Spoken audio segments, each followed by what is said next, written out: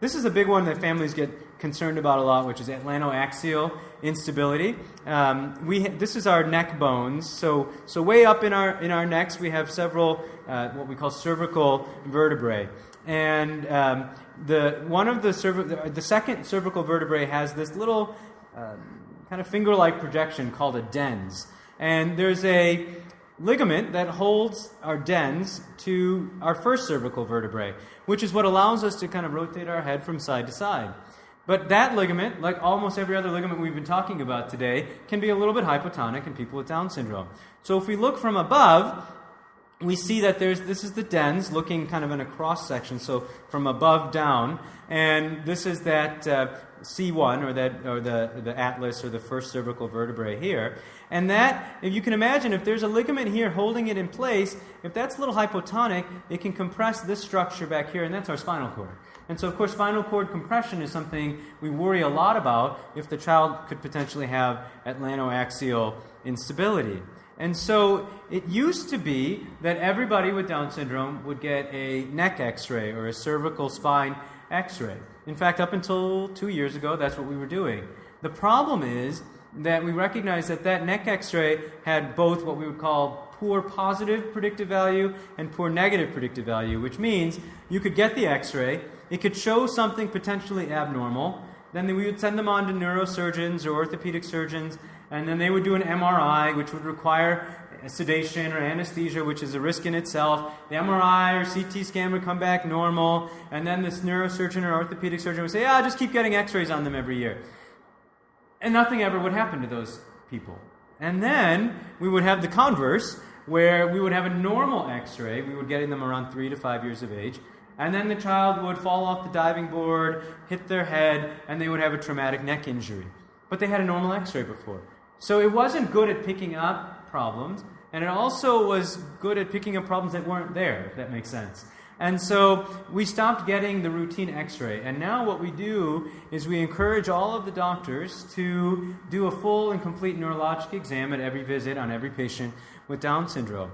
That includes checking their strength, checking their reflexes, because if we see any abnormalities, or certainly if the child comes in and has neck stiffness and can't move their neck, that would be a reason to get the neck x-ray. If there's a true symptom, you should get the neck x-ray and quickly move on to neurosurgical or orthopedic surgical consultation, because that would be an important thing to catch before they have a problem. I have a sad, patient that last summer was going up and down her steps, as a game. She's 4 years old, going up and down the steps in front of her house, and then she fell backwards and hit the back of her head. So their mother brought her to the ER. The ER said there's no concussion, but they did, rightfully so, do a neck x-ray. And the neck x-ray said, whoa, this is abnormal. There's way too much movement. And, her mother was of limited means and thought, well, I don't really have the ability to come back to the hospital again, and just ignored it. And about a week later, the girl again fell, and this time had cervical compression, and now is trach dependent and has to breathe by a machine. And it's very, very sad, because she was a remarkably well-developing girl up to that point. So we think very seriously about this neck issue, but we really depend on our exam to pick up any problems that may be there. We recommend, as part of the guidelines, that families should be made aware that sports or activities that involve a lot of neck movement are a risk for kids with Down syndrome. I personally don't tell families not to enroll their kids in anything. I say to families, listen, everything has a risk. You took a risk by driving to see me in the clinic today. You could have been in an accident, and your child could have had a traumatic neck injury on your drive-in today.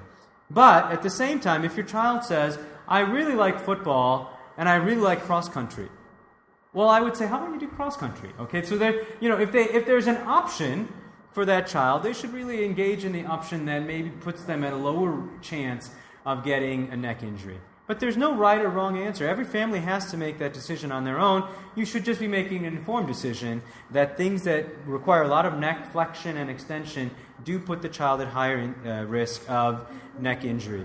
One thing that we do recommend, though, is that trampoline use should really be avoided in kids with Down syndrome. And I know it's fun. I put my kids on trampolines, and the AAP says no kids should ever be on a trampoline ever, okay?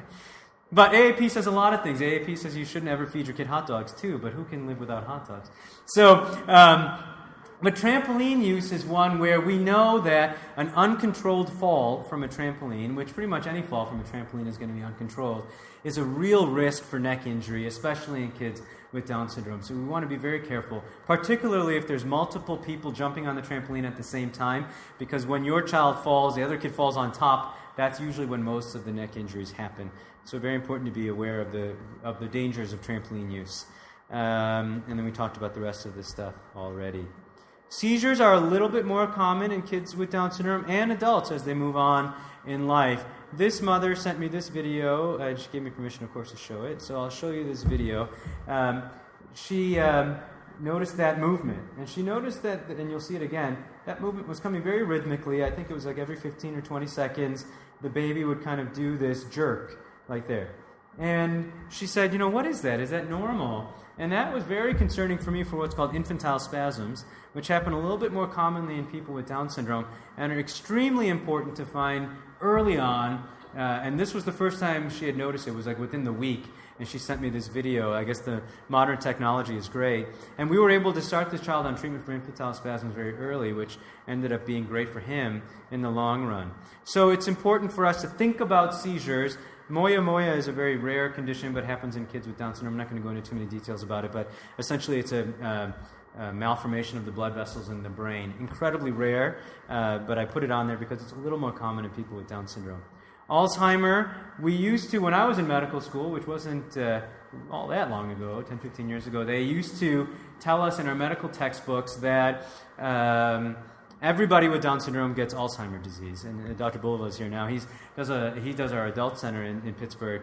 And one of the things that he and other researchers have shown is that Alzheimer's is actually not as common as we once thought in Down syndrome. So it's nowhere near the 100% that it used to be quoted. In fact, many of the people who they used to think had Alzheimer's disease, it was because they were putting kids and adults with Down syndrome in institutions where they weren't getting the emotional back and forth, and they weren't having their psychological issues addressed like anybody else should be having their issues addressed. And what we found is that a lot of medical conditions can masquerade as Alzheimer's as well. I remember one 16-year-old patient when I first started at the center came in because they were worried about early onset Alzheimer's. And truly what he had was reflux, but he wasn't very verbal, and he couldn't verbalize that he was having pain, so he kind of shut down. And once we put him on a reflux medication, within a week or two, he was back to his normal self again.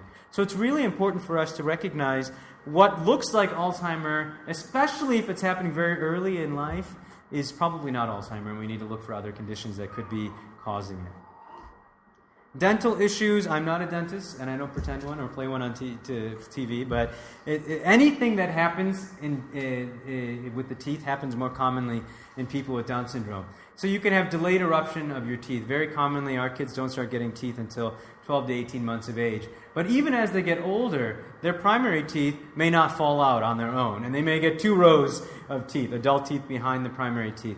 It could be like my brother, where his lower row of teeth remained his baby teeth his whole life, which made us very happy that he didn't have oral aversions that stopped us from being able to brush his teeth when he was a kid and stuff like that, because you really got to take care of the teeth in kids with Down syndrome because their baby teeth may be their forever teeth. And so important really to remember that. And crowding and of the teeth and missing teeth, all that stuff happens a little more commonly. So dental care is very important. We usually try to start the kids a little bit early because a lot of our friends with Down syndrome do have oral aversions. So we try to get them started at a dentist at around 2 years of age, and then every 6 months they should be seen by a dentist.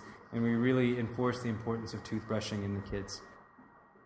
Immunizations are very important. One immunization that you should be aware of that is new as part of the guidelines is that any child or person in general with Down syndrome who has a chronic cardiac or pulmonary issue should get what's called the Pneumovax vaccine. Pneumovax used to be what we only gave to older adults to prevent pneumonia, but what we found in pediatrics is that in kids who have an increased risk of pulmonary or sinus type infections, it can be a very helpful preventative in addition to the childhood vaccine schedule to prevent future issues with infection of those areas. So we recommend those for all kids at least once, starting at the age of 2. They should get that immunization. We talked about that RSV immunization as well. We used to have Down syndrome-specific growth charts. I say used to because, again, in 2011, what they recognized was that what we used to call the Down syndrome-specific growth charts for pediatrics were not Down syndrome-specific at all, at least not in the era of modern medical care. Those growth curves were created in the 60s and 70s, long before we had any type of medical care for people with Down syndrome, so they were very inaccurate. So there are a couple of centers now that are in the process of remaking the growth charts, and I just talked to the team that was in charge of that. It looks like in a year or two we should be getting those growth charts. So for now, we're just using regular, typical growth charts for kids with Down syndrome and following that. And the last thing here, sexuality and abuse prevention. I think this is something that's very hard for families to talk about to kids, especially their teenage and older kids with Down syndrome, but very important to address their sexuality, especially when it pertains to abuse prevention. Many of my friends with Down syndrome are incredibly trusting, to the point that if somebody says, hey, I'm a doctor, I need to check your private areas, they'll just accept that as truth. So at every visit, when they come to see me, even when they're 4 or 5 years old, I make sure that I get permission from their parents before I do the exam. And I think that's something that families need to get in the habit of teaching their children and adults with Down syndrome as well, is that, it's very important for you to realize your body is yours, and nobody else sees your body or touches your body or anything with your body unless I say it's safe for that person to do it. So if grandma's safe, they need to know grandma's safe. But if Johnny down the street is not safe, they need to know that Johnny down the street is not safe. So it's important for them to understand those types of safety issues. Unfortunately, there's a lot of things that happen to older kids and adults with Down syndrome that are preventable if we talk to them first about it.